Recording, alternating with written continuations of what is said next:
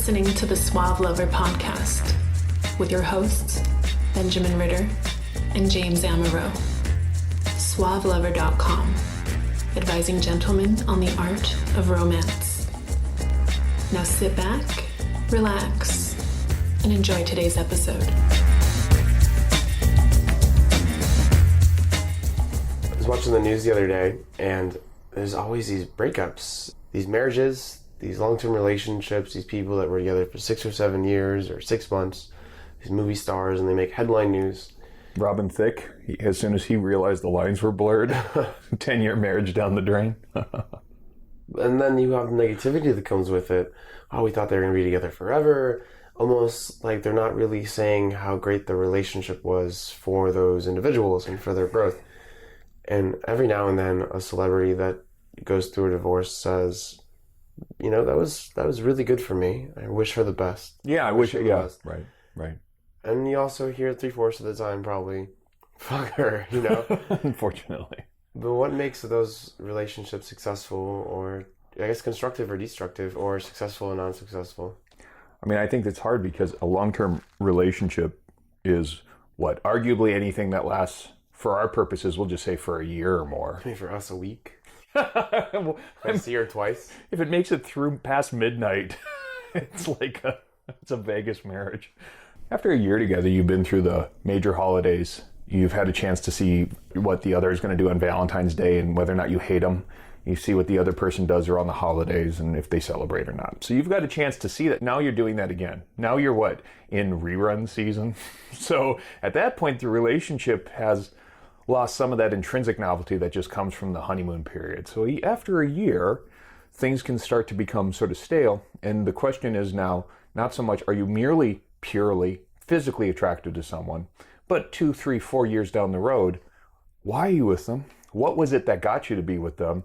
And if this relationship is going to be successful, and by the way, I think we should define success as something apart from dying still with them. I think a successful relationship can be very productive even if it comes to an end. It's just ending gracefully. Did you make some babies? Sure.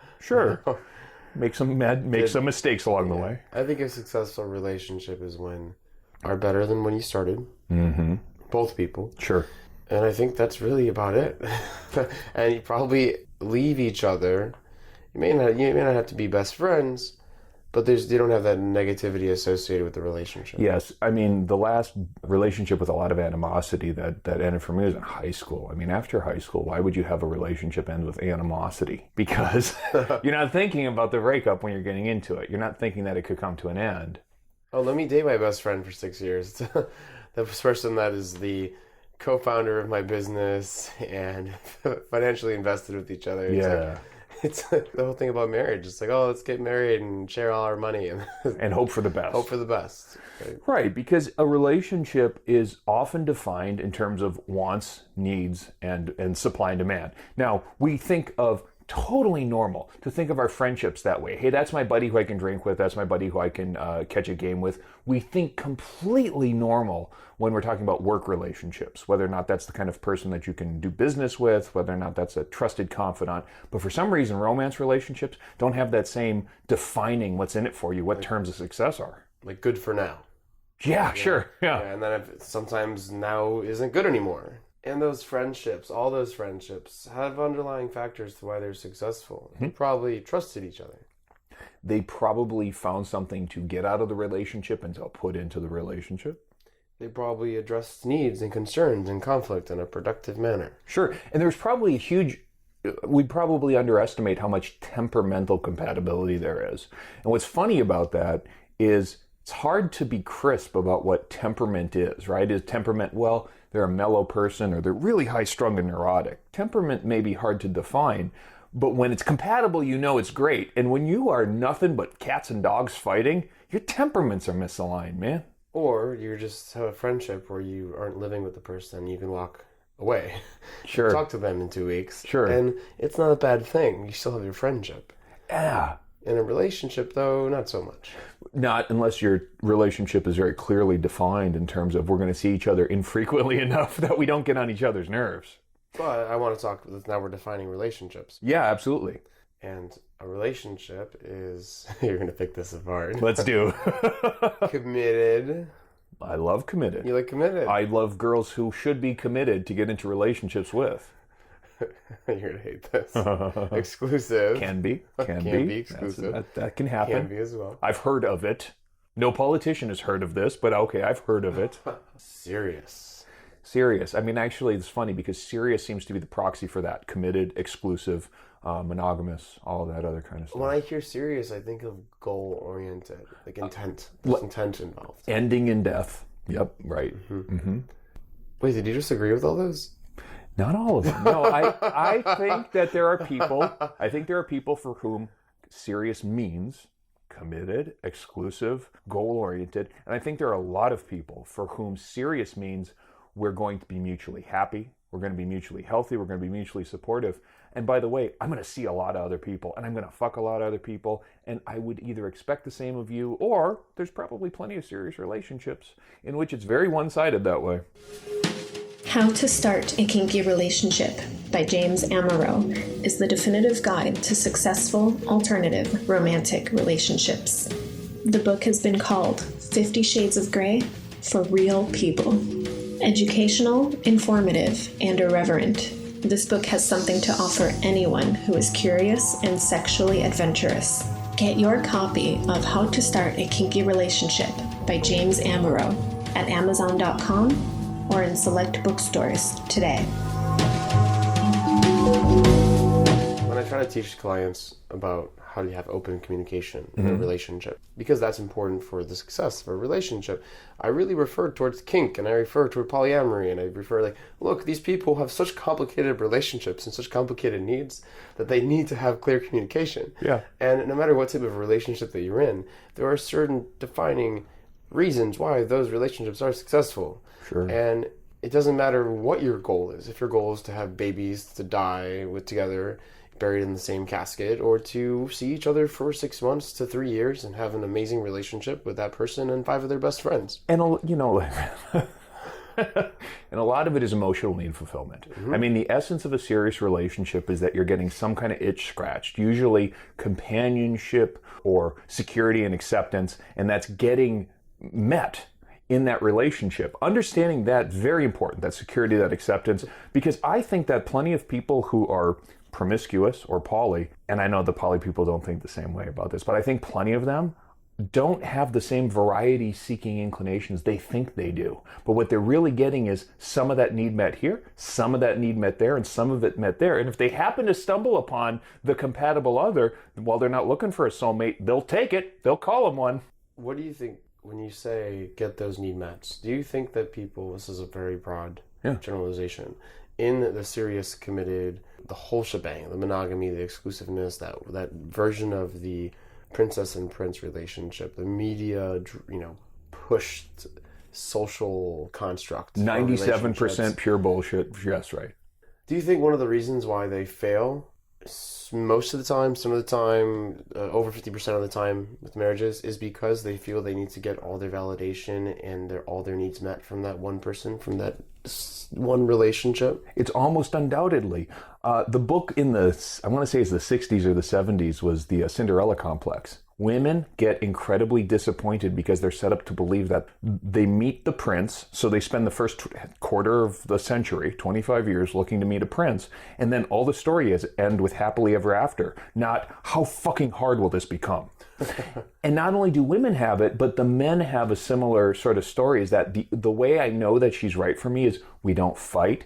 What bullshit? She loves everything about me. No, your shit still stinks, dude. No. The idea that to be serious is to be somehow sweet, I think that's where it becomes very unfortunate, because happiness and satisfaction are very deeply linked. But happiness and pleasantness don't really relate to each other. You can have very unpleasant, very satisfying, and therefore very happy experiences.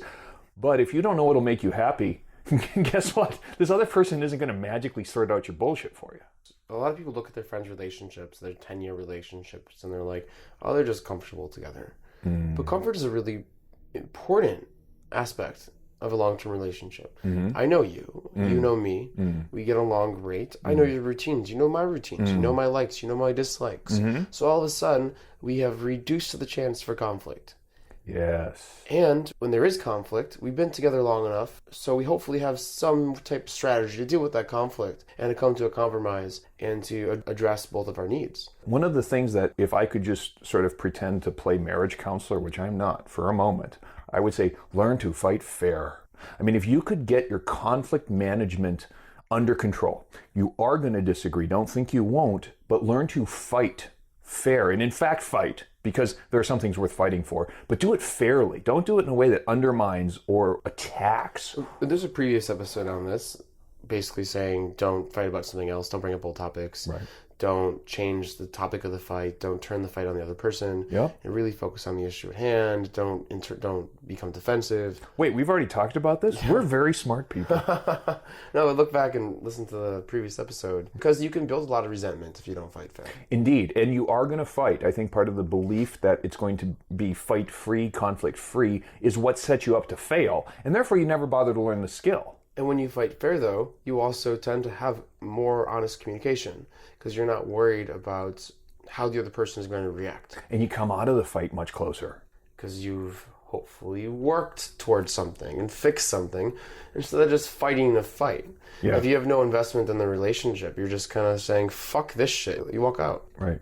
And that's what a lot of these 10-year relationships have, is they have the capability of fighting fair, of moving forwards after the fight, of growing because of the fight, of feeling comfortable enough to be honest in the arguments, to compromise, to sacrifice, to see the relationship as bigger than me, bigger than just I need to win, I need to have power. It's now a communal type of experience. Sure. The other side of that is when people see it negatively is because they're like, oh, they're just comfortable, they're not going out, they don't have friends, they're not having sex, they're not sexual. So you can be comfortable and still have a booming sex life. You can still have tons of friends. You can have individual experiences. You can have two independent people that are comfortable with each other. And the reason why some relationships fail is because you get the comfort without that. Yeah. You get the comfort without the independence. Without being independent. You get the comfort without the sexualized relationship. You get the comfort without the flirtation. You get the brother-sister instead of the husband-wife. Well, there's pretty decent brain research that suggests that when a couple have a kid, neither of us have kids, just for the record, but when a couple have kids, that sort of testosterone levels change, oxytocin goes up in the guy, and it's meant to, his sex drive is reduced so that he can provide, So he arguably. doesn't eat his child. Arguably, and so he doesn't commit incest. Yeah. So ideally, he's reducing that sort of libidinal energy. Now, here's the thing. You have a lot of control over it. You live in the 21st century where drugs will boost your sex drive. And not only that, cultural taboos are being lifted left and right. So if you know this is coming, or you can anticipate, well, we're going to have our first kid, things may get a little rocky. Do something in advance to make sure that the excitement stays. Because It's the second year of the relationship. yeah, right. You have to go see family again.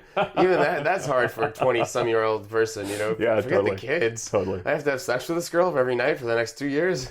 10, 20, 15? Well, but the Went reason that becomes actually a complete pro, because some people feel trapped, but the reason it becomes a complete pro is that there's a huge price to be paid in the dating market. When you're in your 20s and you spend a lot of time on the single scene, that's time and energy and money, all of which costs you something. When you have somebody who you can confide in, you have a good friendship with, and you have easy access to sex, a lot of your energy goes into other things like making businesses and shit like that. If your relationship allows you that time. That's correct. Which is what a successful relationship allows. The Essentials by Benjamin Ritter is your concise manual for life improvement and success with women. The Essentials has been called a straight-to-the-point lesson in the lost art of being a man. Packed with insights, this book will transform the way you think about dating and relationships. Get your copy of The Essentials by Benjamin Ritter at Amazon.com or in select bookstores today. Hey, I'm going to go do this for the day. I understand you want me to check in. I understand you want me to talk to you, but sometimes I get busy. I'm not able to. Oh, you understand that? Wonderful. And you're going to send me a half-naked selfie at some point in the day so I think of you and want to ravish you when I get home. Or you're going to have dinner cooked for me when I get home. I have all this energy to do other stuff. And I'm not using it to fight. And I'm not using it to find a mate. So that's constructive and it makes you feel good. Totally. It increases the overall satisfaction of the relationship. Yeah, finding someone who's supportive, aligned to your... I've noticed that on Plenty of Fish, which I do use and I do like, and I think it's fun. I noticed on Plenty of Fish that ambition level is built into the profile, just like whether or not you're a smoker. They added this recently. That's insightful. The reason it's insightful is because it's a proxy for kinds of temperament. If you have high ambition, what is the phrase that gets you? I want someone who's on my level. I want somebody who has the same amount of education, ambition, drive. I mean, there's an energiness to this. And the stoners usually have a pretty low level of ambition. The college dropouts usually don't have that much ambition unless they're Kanye.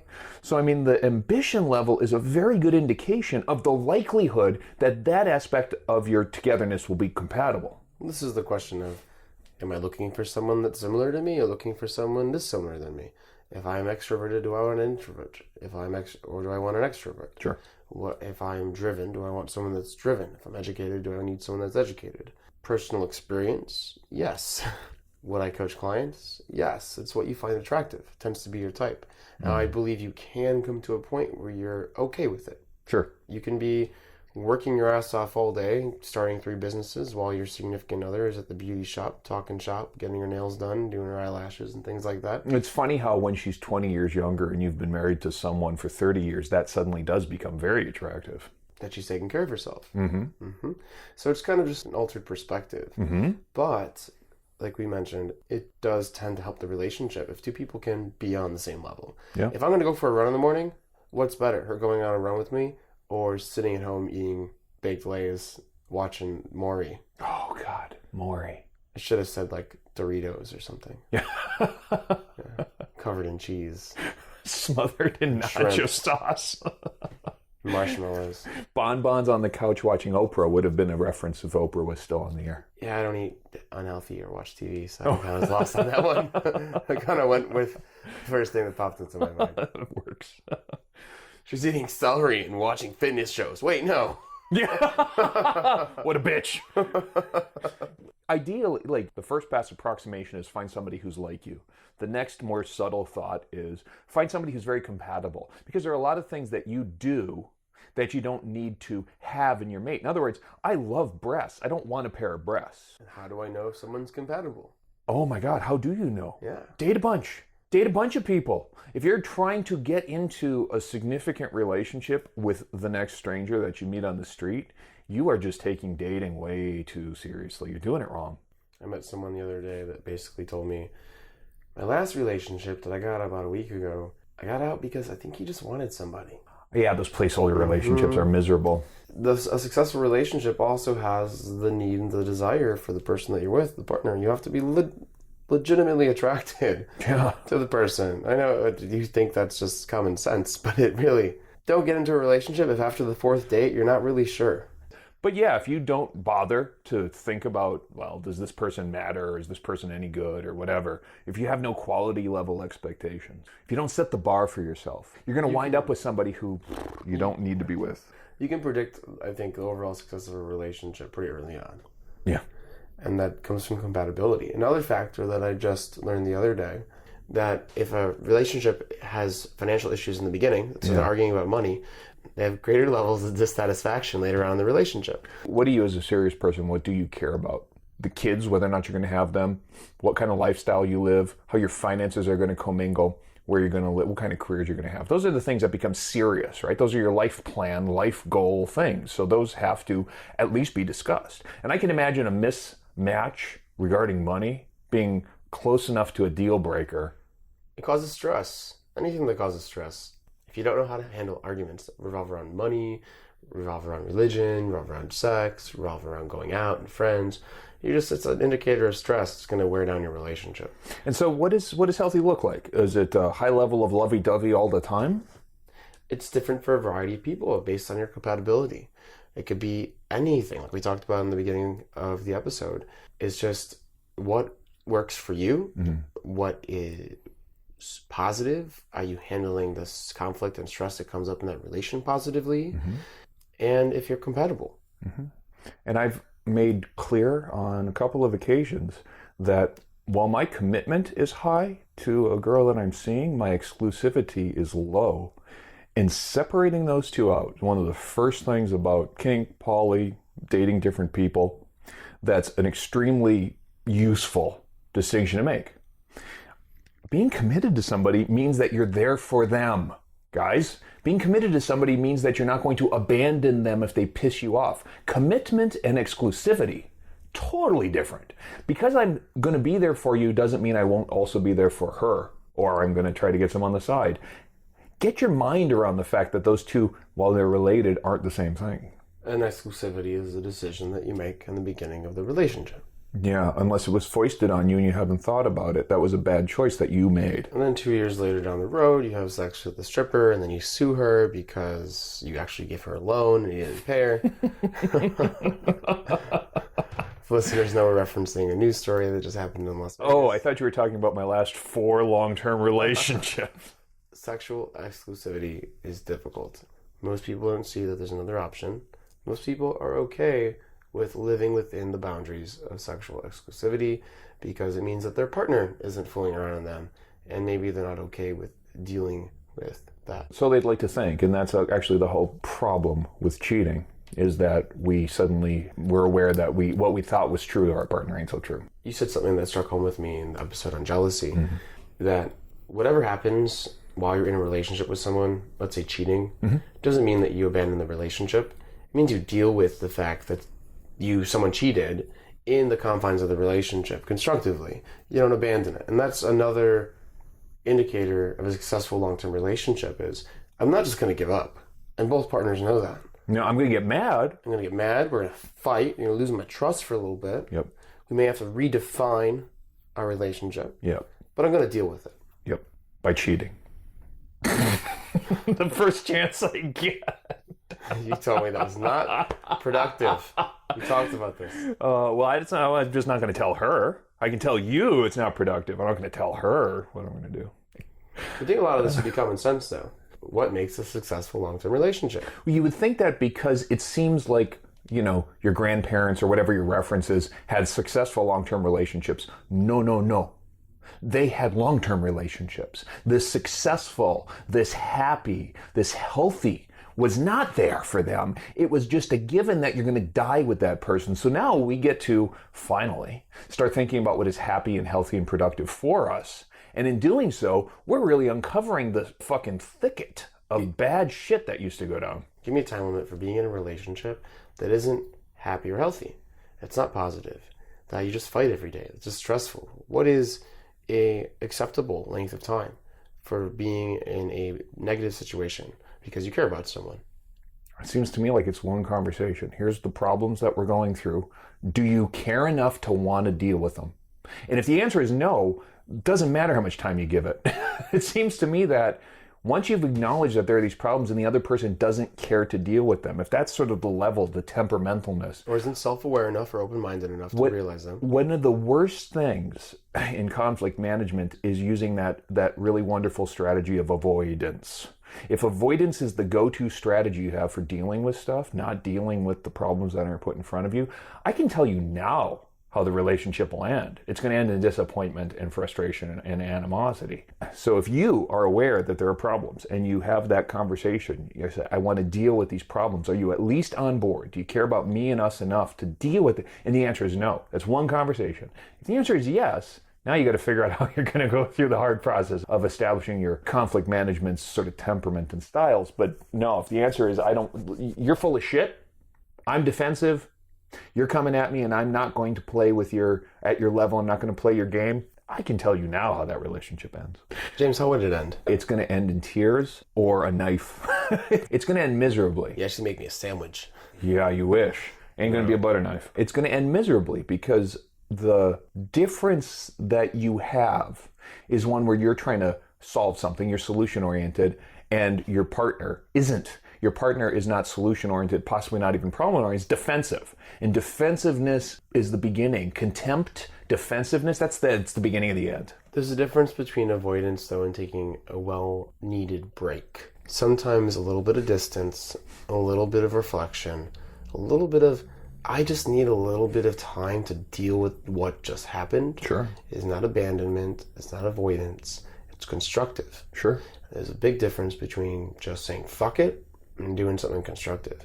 And I think some people see this idea of a break. And I think the idea of a break has gotten its bad rap because in high school you took a break because you were too scared to break up with the Because it was a person you were breakup, with, right, sure. and you just wanted to fuck with somebody else. Right. Whereas now, if you're in a marriage, every 7 years you should take a year sabbatical and go fuck other people. See, that's the healthy Well, that's relationship. not a break. That's just part of a healthy relationship. That's right. But a constructive break, though, really is self-reflection. Because if you're in a relationship, you're probably talking to the person every day. You're probably seeing them almost every day. Maybe you live with them. There's not much time to think on your own. Why did I do this? What do I want from this? Right. What's going on? How do I feel? It can take a full day of not communicating with someone to really get back into your own head and think for yourself again. Why would you want a successful long-term relationship? Fuck Sounds if like I a lot know. of work. Sure. But I mean, you'd be happy for part of it. At least that 1 year you have off. The 1 year you have off out of every 7. You have been listening to the Suave Lover podcast. Visit suavelover.com to become the kind of man that women crave.